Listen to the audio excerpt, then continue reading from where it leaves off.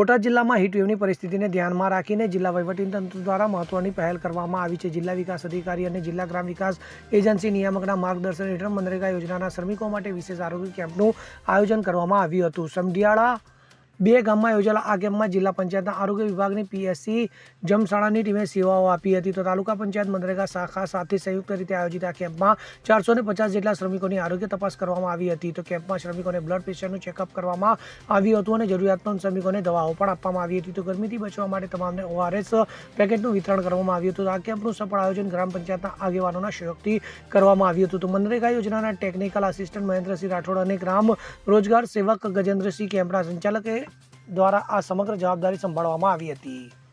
Bureau report CN24 news.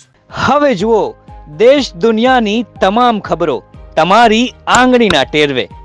ઉઠાવો mobile અને Google Play Store પરથી ડાઉનલોડ કરો અમારી CN24 ન્યૂઝ મોબાઈલ એપ।